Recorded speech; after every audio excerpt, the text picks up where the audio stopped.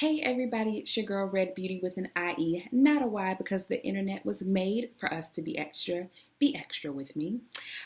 So I went to go see Ready Player One, and I have thoughts and feelings, and all in the effort to bring you all the information that you need to figure out whether or not you want to go spend your hard-earned cash, swipe your debit card to go see this movie as well. So let's get into it.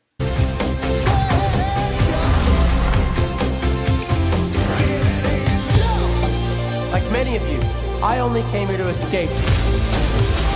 But I found something much bigger than just myself. Are you willing to fight? Help us save the Oasis.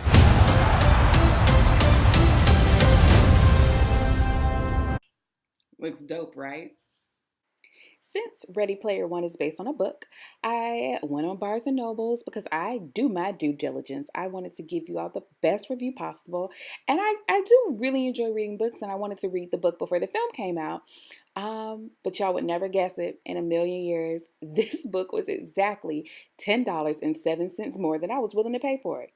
Now see, if it was $10.06, we could have did something. But no worries, I had a solution in mind. Having fun isn't hard when you've got a library card. The library, it wasn't in stock. I didn't read the book. So I was unable to read the book before I watched the film. So I just was going in completely unknowing what the plot of the film was, because all I saw was the trailer, which is really good because a lot of trailers nowadays give away the plot, and it's like, what's the point of me going to see the film? But this trailer did not do that. It gave me enough that I was intrigued, but didn't let me know what was going to happen. Didn't even know much about the characters, other than like the protagonist introducing himself. But basically the movie centers around this really expensive and expansive virtual reality program, experience, world, if you want to say, called the Oasis. And the main driving point of the plot is that the creator of the Oasis program has died, and people are searching for 3 keys that he's left in the game in order to unlock an Easter egg. And if you unlock the Easter egg, then you are able to get control of the entire Oasis and get his full vast fortune that he's left behind. The first person to find the egg will inherit $500 billion. Money! What are you talking? He's got a lot of money! So of course we have our protagonist, well-to-do guy. He comes from like a poor family, poor background, so he doesn't really have the means to really search for the Easter eggs as much as everybody else. And it was really a nice callback in my mind to Charlie and the Chocolate Factory, or Willy Wonka and the Chocolate Factory. Seeing how, Charlie Bucket was only able to open 2 of the chocolate bars, and he was still able to find the golden ticket. So that's kind of where our protagonist is coming from. And of course there's this big evil corporation, and they are out to get the Easter egg, not because for the love of the game, but because they want to control the Oasis, because it really is a huge money maker in this future economy. So I thought the film was good, was really good. With films like this, I more base it on, is it something that I would want to watch again? So many films that come out are forgettable. You never watch them again after the first time you watch them.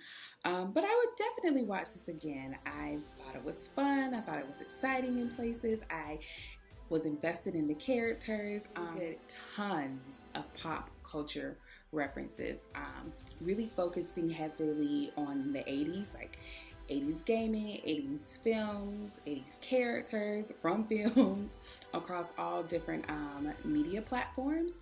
So I would say that it could be easy for maybe like a younger audience member to kind of get lost in some of the references, or even someone who just doesn't know, about like Atari, or, which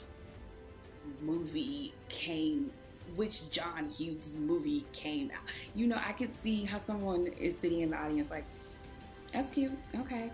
But for someone like myself, I really enjoy it. Because I am a pop culture junkie. So if you enjoy that, if you enjoy just seeing different characters all in one place, you'll really love it, and you'll really get a kick out of some of the scenes in this movie for sure. So I definitely would recommend this film. I think that it's a fun film. I really enjoyed the characters, and there was like some real themes that you were able to pull out of it because the characters are so immersed in a virtual reality world within the Oasis. You can kind of see the parallels between them and what we go through every day in our real life with like social media. And although it's not real, when you do something so much, it becomes your reality. So I could definitely see how we could take away something from that. The CGI I thought was really good. CGI kind of throws me off a little bit most times, but since when you were in the Oasis, that's all there was like CGI, and I could tell it was like motion capture technology being used. I really enjoyed it, and I would actually love to go see this movie again in like IMAX and in 3D, because I think a film like this is the right platform for it, and not just like a money grab to be like, oh, let me add an extra $5 on your ticket. No, like it's an actually like good looking film, and it would be really dope to see it like on the way that I'm sure Steven Spielberg, the director, wanted us to see it. So those are my thoughts on Ready Player One. Let me know if you plan on going to see the film sometime soon. And if you've already seen it, I want to know what you thought about it as well. So write me in the comments. You can always like, share, subscribe if you feel so inclined, honey. You do you. But, we can do it together as well. It's a dialogue. Let's keep in touch. Look up in the sky. Thank the man above that I'm allowed to be alive. Thank the ground below that I can stand and have some pride.